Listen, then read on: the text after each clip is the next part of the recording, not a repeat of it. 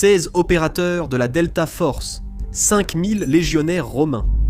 Pas d'hélicoptères, pas de machines de siège, juste des hommes, des armes et le combat de leur vie. Mais que se passe-t-il quand les munitions viennent à manquer ? Josh ici. Dans cet épisode de The Infographics Show, nous explorons. Que se passerait-il si une escouade moderne de la Delta Force affrontait une légion romaine entière ? Scénario 1. La première fois qu'un légionnaire romain voit la tête de son voisin se transformer en bouillie à 400 mètres sans flèche, sans pierre de fronde et sans cause visible. Même les soldats romains les plus disciplinés perdraient leur sang-froid. Un ennemi qui ne comprend pas ce qui se passe cesse d'être une armée. La Delta Force exploite ça immédiatement.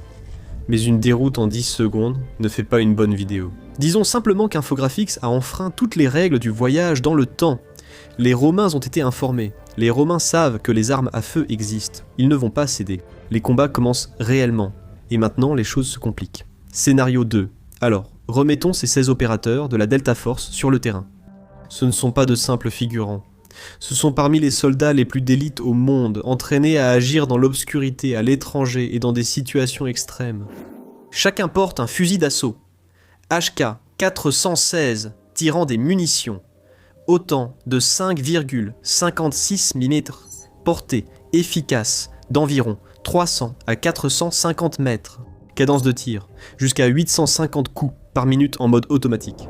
Aucun soldat professionnel du Delta ne tirerait en rafale automatique sur une ligne formée. Ils seraient à court de munitions en 3 secondes, alors oublions ça.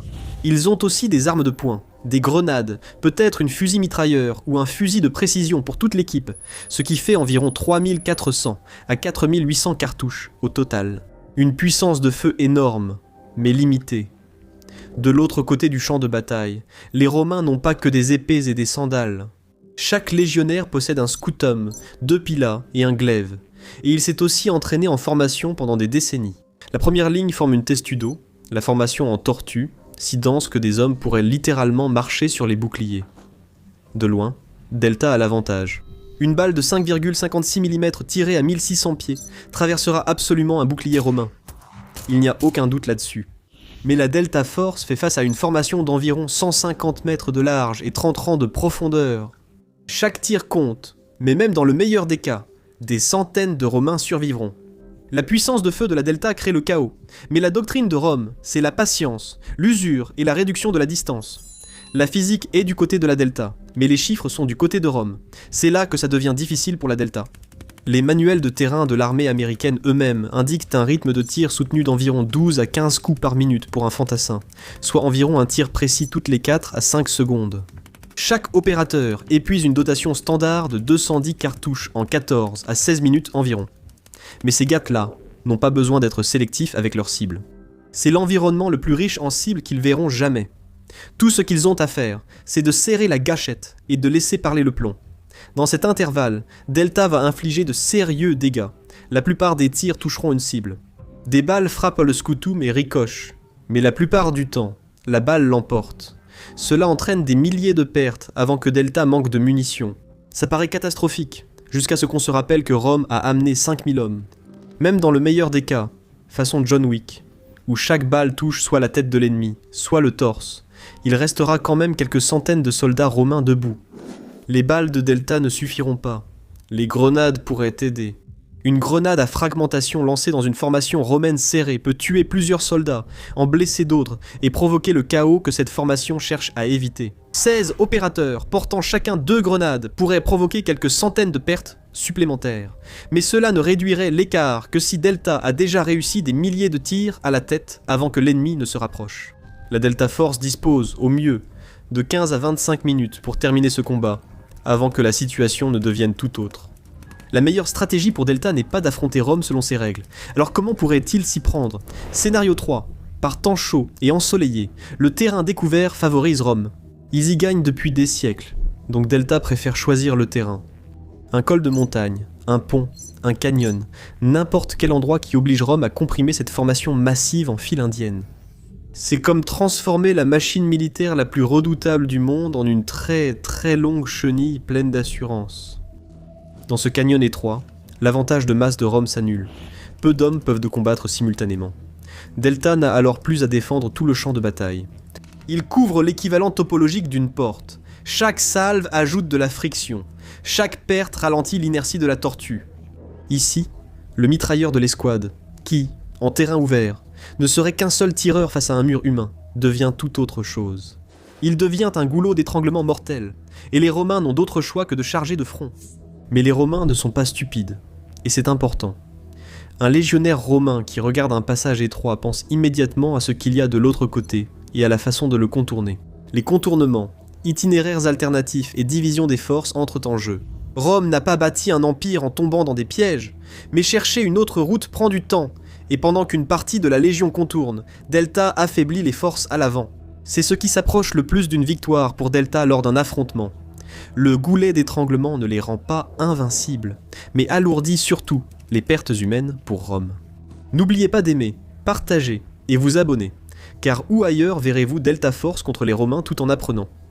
Soyons honnêtes, History Channel ne le fera jamais. Oublions le goulet d'étranglement et la tenue d'une position. Et si Delta Force refusait simplement d'être là où la légion romaine s'attend à les trouver? Scénario 4. C'est beaucoup plus proche de ce que fait réellement Delta Force de métier. Frapper vite, infliger des dégâts, puis disparaître avant que l'ennemi ne puisse réagir. Ces opérateurs, qui ne restent pas immobiles, posent un problème fondamentalement différent. Ils attaquent l'arrière de la colonne avant de se repositionner. Ils ne restent jamais assez longtemps pour être encerclés, ni assez proches pour être attrapés. C'est plus une infestation agaçante qu'une vraie bataille. Les Romains répriment les insurrections aussi efficacement que tout vétéran de la Delta Force dans la guerre contre le terrorisme. Bien sûr, la formation en testudo est absolument inutile ici, mais c'est là que la cavalerie pourrait devenir un vrai problème pour Delta. La cavalerie romaine au galop couvre rapidement le terrain, et une légion ordinaire en compte 300. Un opérateur qui vient juste de finir une action de tir et qui avance à pied ne pourra pas distancer un cheval. Aucun entraînement ne changera cela. En terrain découvert, la cavalerie transforme la tactique de mobilité de Delta en un problème de poursuite, domaine où Rome excelle historiquement. Mais dans une forêt dense, sur des pentes rocheuses, où les chevaux deviennent un handicap, c'est une autre histoire. Delta peut rester dans les arbres, harceler la légion à chaque mouvement. Rome ne peut les localiser ni concentrer ses forces contre eux. Les formations qui rendent la légion presque imbattable en terrain découvert ne sont que du mobilier coûteux dans une forêt. Mais que se passe-t-il quand le soleil se couche? Qui profite de la bataille? Scénario 5. Rome redoute la nuit. Chaque membre de la Delta Force possède un équipement de vision nocturne. Dans l'obscurité totale, un opérateur voit clairement, se déplace avec assurance et tire précisément. Un légionnaire romain, par une nuit sans lune, ne peut voir qu'aussi loin que sa torche éclaire, peut-être 10 mètres. C'est tout.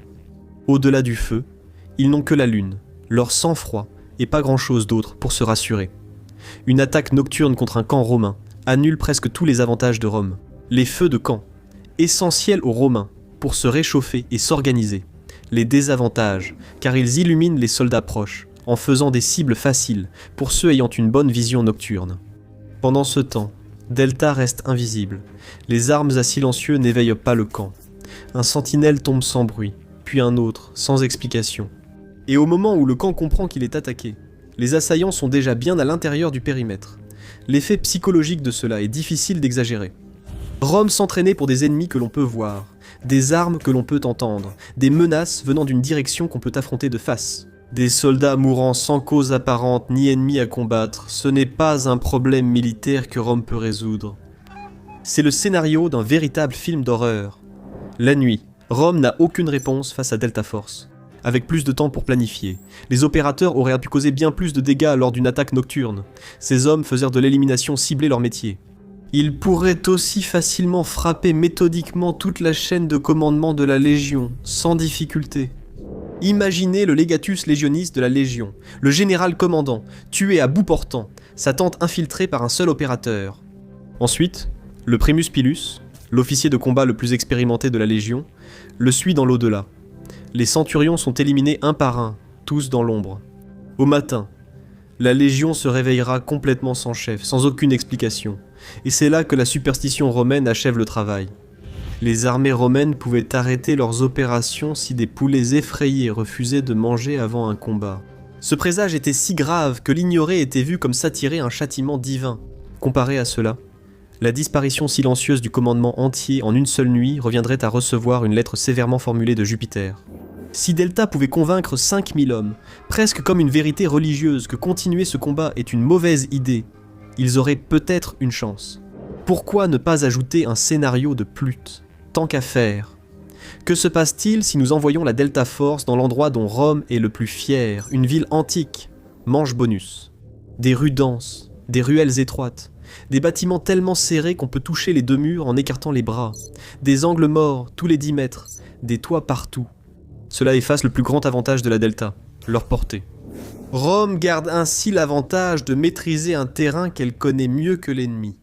Les fusils de la Delta passent d'outils chirurgicaux à longue portée à des armes un peu maladroites et bruyantes dans la jungle urbaine. Les affrontements se jouent à quelques mètres. À cette distance, un glaive dans une main entraînée n'est pas loin derrière un fusil. Les soldats romains s'entraînaient avec cette lame tous les jours depuis leur adolescence.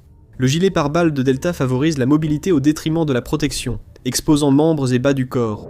Un légionnaire romain traversant une ruelle étroite en lorica segmentata, l'armure romaine standard, est en réalité mieux protégé qu'il n'en a l'air. Rome se bat sur son propre sol. Chaque ruelle, cour et toit est familier. Delta avance à l'aveugle, c'est ainsi que les embuscades se produisent. Et pas le genre d'embuscade que Delta tend, mais celui dans lequel Delta tombe rarement. La vision nocturne aide toujours, mais tout le reste qui rend Delta dangereux est neutralisé, pâté de maison après pâté de maison. On dirait que 16 touristes très bien armés se sont trompés de chemin dans la pire ville du monde. En tant que général romain comprenant la situation, ta stratégie serait sans doute de te replier en ville pour les forcer à te poursuivre. Les fusils tuent encore, les corps s'entassent aux portes, mais les munitions s'épuisent. Finalement, les derniers soldats sont retranchés dans le bâtiment qu'ils ont choisi pour leur dernier retranchement, et ils ont vidé leur dernier chargeur. Pendant ce temps, les Romains continuent d'avancer. Le verdict. Alors, où en sommes-nous? Dans une bataille rangée en plein jour, Rome l'emporte, même dans le scénario le plus improbable sur le plan statistique, où chaque membre du Delta aurait sa précision réglée au maximum. Le Delta inflige d'énormes dégâts en se repliant, causant plus de pertes en moins de temps que Rome n'en a sans doute jamais subi d'une force si réduite. Mais quand les munitions sont épuisées, il reste encore des Romains debout. 16 hommes armés de couteaux ne peuvent pas changer l'issue du corps à corps qui s'ensuit. Dans la guerre de mouvement, c'est un match nul difficile.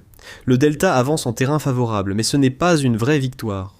Et Rome, une civilisation tout à fait prête à s'abriter lors d'un siège et à attendre que l'ennemi s'épuise, ne sera pas la première à céder. Une frappe nocturne ciblant le commandement de la Légion serait la meilleure stratégie du Delta.